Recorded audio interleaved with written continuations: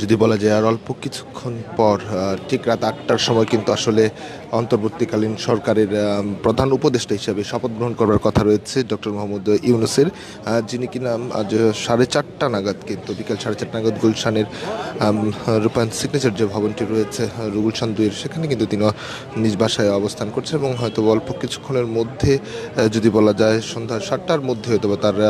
গুলশানের এই বাসা থেকে বের হবার কথা এবং সেখান থেকে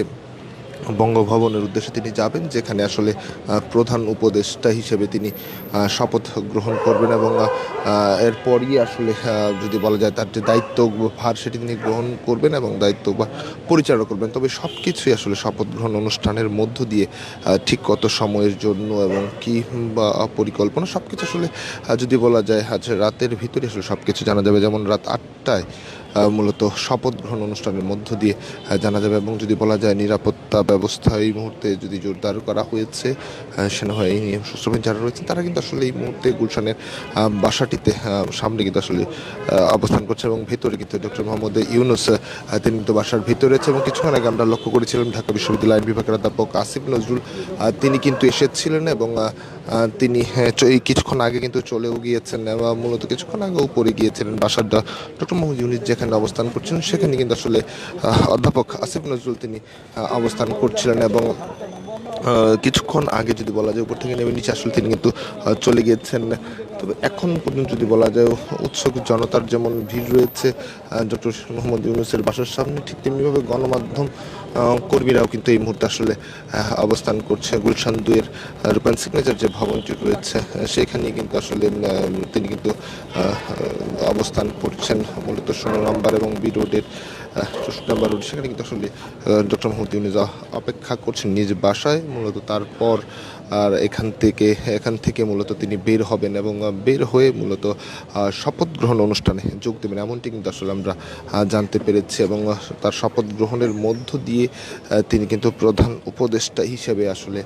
দায়িত্ব গ্রহণ করবেন। এর আগে যদি বলা যায় কোটা বিরোধী বৈষম্য বিরোধী ছাত্র আন্দোলন যেটি হয়েছে, কোটা সংস্কার আন্দোলন, তারপর গণ অভ্যুত্থানের রূপ নেয় এবং সেই বিক্ষোভ থেকে কিন্তু এর আগের প্রধানমন্ত্রী শেখ হাসিনা তিনি কিন্তু পদত্যাগ করে দেশ ছেড়েছেন। বর্তমানে তিনি ভারতে রয়েছেন এবং এর পরপরই আসলে শিক্ষার্থীরা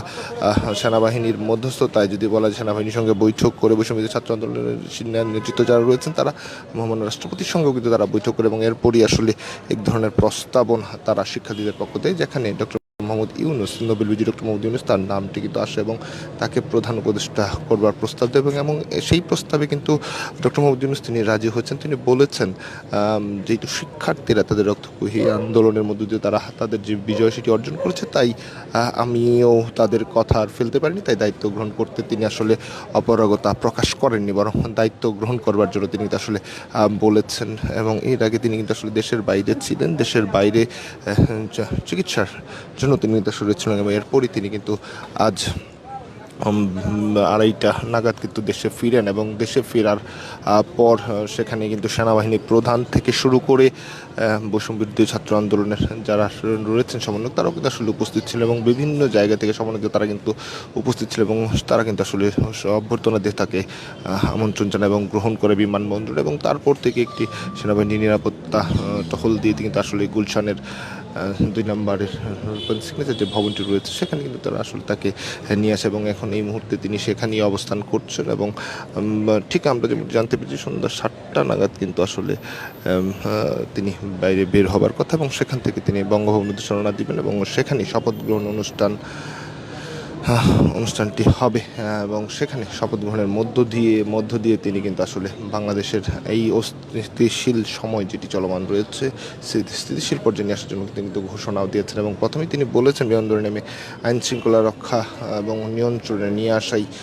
এটি তার প্রথম কাজ বলে তিনি কিন্তু মন্তব্য করেছে। দর্শক, আমরা রয়েছে গুলশানের সর্বশেষ পরিস্থিতি জানাতে প্রতিনিয়ত আপনাদের সমান্তরে যুক্ত থাকতে পারেন এবং ডক্টর মোহাম্মদ ইউনূস যখন বাসা থেকে বেরোবে সেই তথ্যটি আমরা আপনাদের সরাসরি দেখানোর চেষ্টা করব। সে পর্যন্ত দেশ রূপান্তরের সঙ্গেই থাকুন।